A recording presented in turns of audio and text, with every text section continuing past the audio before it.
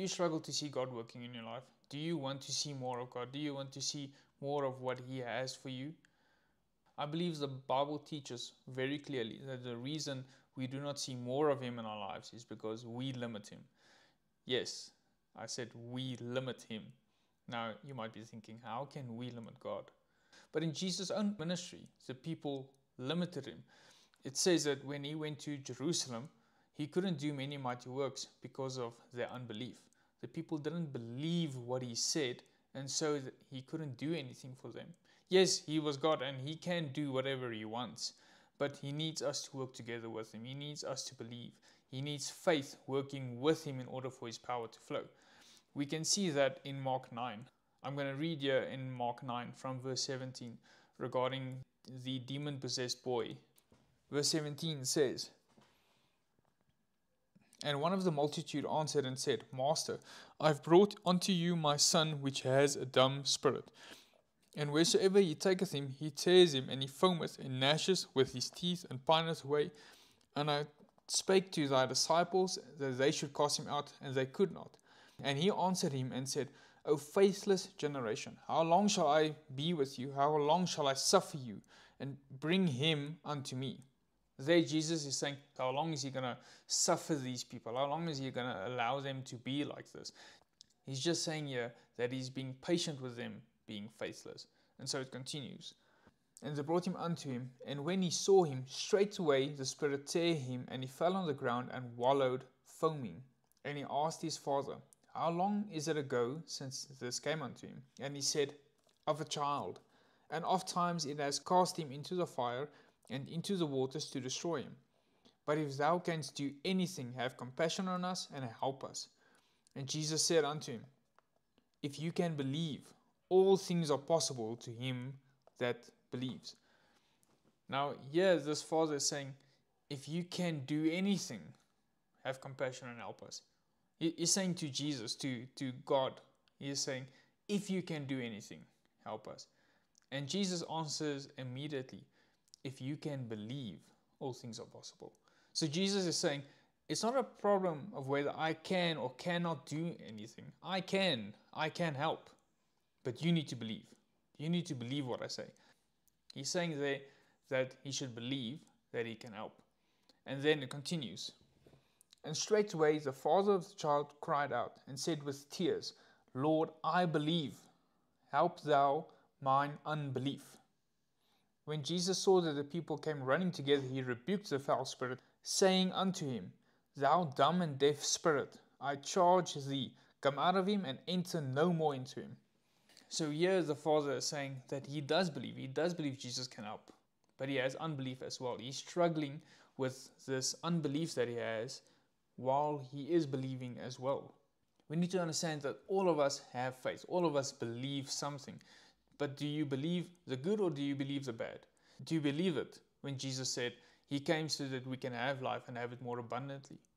Or do you believe whatever happens around you, the world is just going down the drain, everything is going bad, the economy is going down, so that must mean that I must do bad as well. It must affect me as well. Do you believe that, or do you believe what Jesus said? So here, this father is saying he knows that Jesus can help, but he has this unbelief as well that he is struggling with. And then we see Jesus rebuking the spirit and chasing him out, and it's amazing what he says there. Let's just read again exactly what Jesus' words were. "Thou dumb and deaf spirit, I charge you, come out of him and enter no more into him." So Jesus said exactly what he meant. He didn't twist words. He didn't say all of these nice things. He didn't have this long prayer in it. He just said what he meant. He said, come out of him and come no more into him. And that's it. And then the spirit left. That demon left him. And the disciples came unto him and said, but why could we not cast that demon out? And Jesus said that this kind comes out only by prayer and fasting. Now, most people understand that wrong. They think he's saying that this demon can only come out by prayer and fasting. But look at it, that's not what he's saying. Before this, the disciples were able to cast out many other demons using the name of Jesus. And if Jesus' name is not enough, nothing is enough. If the name of Jesus is not enough to cast a demon out, nothing is enough. No amount of prayer, no amount of fasting is greater than the name of Jesus. What Jesus is saying there is that that kind of unbelief comes out only by prayer and fasting.